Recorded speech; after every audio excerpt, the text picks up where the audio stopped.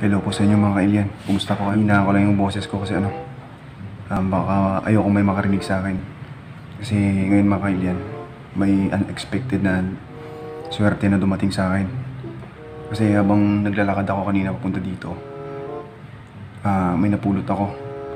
May napulot akong isang mahalagang bagay na pwedeng magbigay sa atin ng kayamanan. Bola lang yan. Marami kasing tao dyan, kaya dapat mahina lang yung boses ko. Baka kasi makiagaw pa sila. Ngayon, ipapakita ko po sa inyo yung sinasabi kong kayamanan. Actually, hindi naman literal na kayamanan mga kailian. Pero, pwede kang yumaman dahil dun. Okay? Mali nilagay kasi dito sa wallet ko mga kailian. Yun. Ito siya mga kailian. Ayan.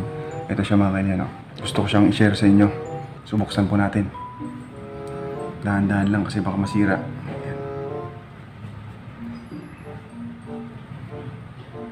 Yun. So ayan po mga kailian, yan. So alam niyo po ba kung ano to? Itlog po siya ng gagamba mga kailian. Kasi ito kasi mga kailian pinaniniwalaan namin dito sa amin pag binuksan mo daw to sa loob, makakakuha ka ng mga numero na pwede mong tayan sa wedding. Hindi totoo yan. And negative 101% mga kailian, mananalo ka ng wedding. Buenas mo naman. Yan po yung talagang paniniwala. So, itry po natin. Baka sakali. Pag may nakuha po tayong numero dito, mayaman na ako mga kailian. That's for sure. So yun mga kailian, buksan lang natin to. Kailangan kasi dahan-dahan. Dahan-dahan nilang natin. Oh my God. Oh my God. Oh my God. Parang may naamoy ako hindi maganda. May numero mga kailian. Ayan. Teka lang. Unahin natin itong kabila. Ilapag lang natin yung isa. Ayan. Ubuklatin lang natin. May numero mga kailian. May numero mga kailian. Alam mo yung pagkatanga ito. Ay, mga numero. Kita ko sa inyo. Ano yan? Diyos ko po, 2 numero pa. Talagang pangweteng mga kailian. Ano ba to? 3940. Tanga talaga. My goodness. Mayaman na ako mga kailian. Yayaman na ako. Pero huwag kayo magkalala. Babalatuhan ko kayo. Maliwanag pa sa sikat ng araw mga kailian. 3940. Ayan. Yan yung numero niya. So, yan. Pwede nyo rin pong tayan sa wedding yan mga kailian kung gusto nyo swertein. Pero ako talaga, bebenta ko pa yung kalabaw ng tatay ko. Tapos itataya ko dito. Matindimanda ka! Ayan. 3940. Whew! Sandali. Parantado to. Wala namang 3940 sa wedding. Hanggang 38 lang yung wedding eh. Di ba? 38 lang yung wedding eh. Kalukuhan. Tingnan natin yung kabila. Gusto na. Ito yung kabila niya eh. Yan. Malas. So try po natin to. Isa. May nakasulat din mga kailian. Yan. Ito kasi yung laman niya. Yan. Itlog po yan ng gagamba Better luck next time. Better luck next time. Ano ba yung itlog ng gagamba na yan? Parang raffle draw May ganito pala. Tapos yung isa kanina. 3940.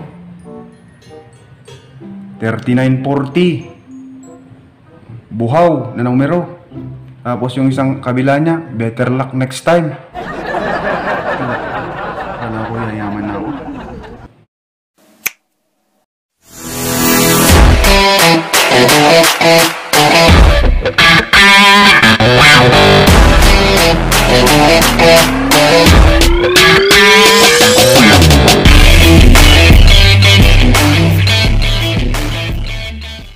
Ayos po ba yung tirada ko mga kailian? Pa-thumbs up naman dyan kung natawa kayo. Pero totoo po yun mga kailyan ah. Ito yung paniniwala namin. Props ko lang po yun. Kahit pa paano gusto ko naman po kayong mapatawa. Especially na ngayon na we are in the midst of a pandemic at marami po sa atin yung may mga pinagdadaan ng pagsubok po sa buhay. So, in just a simple way naman po, gusto ko naman po kayong kahit pa paano mapatawa at makalimutan nyo naman yung mga problema nyo for a while, ano. So, ngayon po, tulad ng dati, tayo magluluto muna. And pirepresent ko lang po sa inyo yung lulutuin natin. And patani. Dried patani po yan mga kailyan. Kung napapansin nyo medyo basa. Kasi ang procedure po kasi dito sa pagluluto ng patani, dapat ibabad mo muna siya ng mga around 3 hours sa tubig. Yan. Lalagyan din po natin siya ng pork. Yan, pork po yan. Pork meat.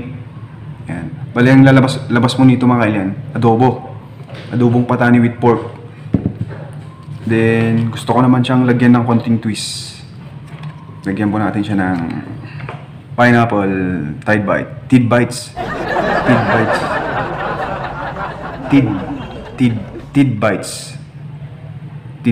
Tidbits. Oh, pareho din yun.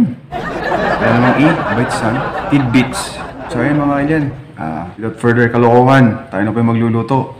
So ang first step po natin, papakuluan natin to ng mga around 30 minutes para lumambot siya. Then, tsaka natin siya i-stir fry kasama nung pork natin. So, stay tuned, my fellow countrymen. Ayan po mga kailyan, ang first step po natin dito, kailangan natin tong pakuluan mga 30 minutes para lumambot siya. Then mamaya, igigisa natin siya together with nung pork meat natin. So, takpan lang po natin dito mga kailyan. Ayan. Check po natin kung malambot na yung patani natin. Ayan. Yung usual na ginagawa natin, tusukin lang natin siya ng tinidor. Medyo di pa masyadong malambot mga kailyan. Di pa ako satisfied. So, boil pa natin siya mga around 10 minutes pa mga kailyan. So, takpan lang natin ulit. Another checking po. Ayan. So, check po natin ulit yung patani natin kung malambot na. Dapat po kasi talagang malambot mga kailyan para masarap siya. Ayan, okay na. Madudurog na siya mga kailyan. Ayan o. Kung ididiin mo itong tinidor natin, nakikita mo durog na siya. So, malambot na po yung mga kailyan. So, hanguin lang po natin, then proceed po tayo sa next step ng pagluluto natin mga kailyan. Ito na po pala yung patani natin mga kailyan, no? Yan. Bali gumamit po ako ng strainer para maalis ko yung tubig na hindi naalis doon sa pagpapakulo natin. Pero ito po yung magiging itsura niya pagkatapos natin silang pakuluan. Yan. So yan po, next po na gagawin natin, magigisa po tayo. So yan mga kailyan, let's proceed. So maglagay lang po tayo ng konting mantika lang po mga kailyan.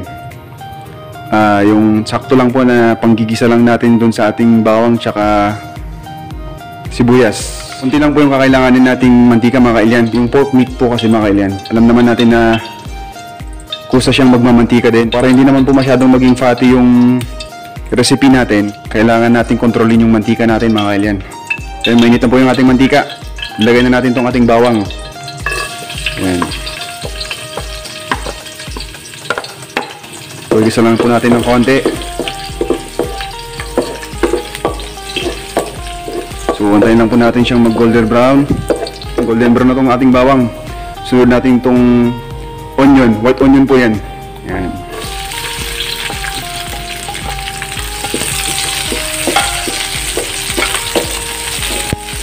Then, igisa lang natin ulit mga kailyan. Tapos nyan, lagay na natin tong ating pork meat.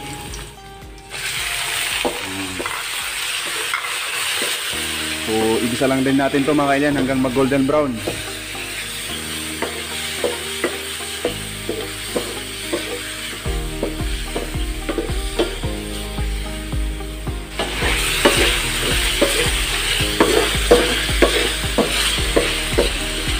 Yan na ba yung sinasabi ko kanina mga kailyan? Napapansin nyo, nagmamantika na yung karne ng baboy natin. So, pag nagluluto po tayo ng karne ng baboy, igigisa natin. Not necessary po na gumamit tayo ng maraming mantika. So, yan po mga kailan, kung napapansin nyo, golden brown na tong karne ng baboy natin. So, pwede na po natin ilagay yung ating patani mga kailan. Ilalagay na po natin.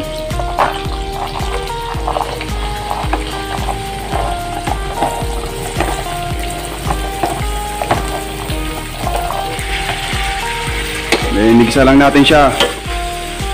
So, igigisa lang natin siya mga around 3 minutes mga kailan. Tapos, maglalagay na po tayo ng mga pampalasa natin mga kailan. Igisa-gisa lang natin ito mga kailan.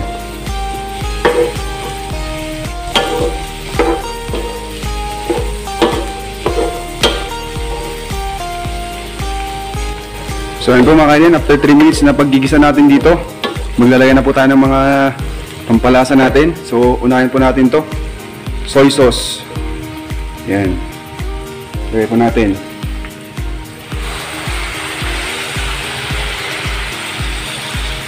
Then, suka. Ano po yan? Sugar cane vinegar po yan. So, lagyan lang po natin pero hindi ko ilalagay lahat to kasi medyo marami. Yan. Then, maglalagay din po tayo ng konting paminta, pampabango. Kunti lang. Yan.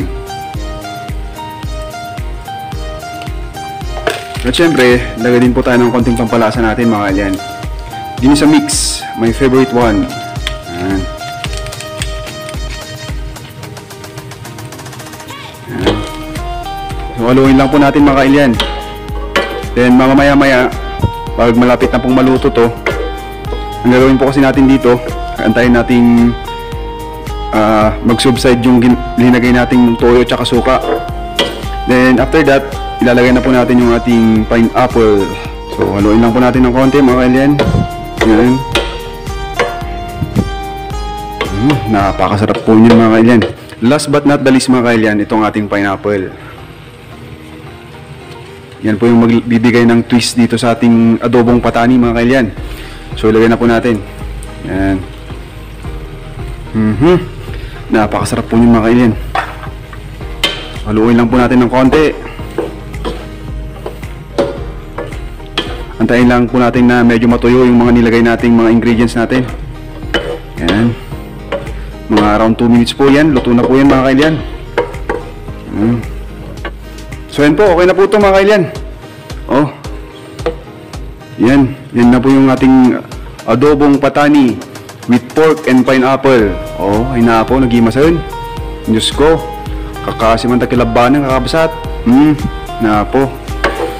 So yan, hanguin na po natin para may pakita ko sa inyo mga kailan.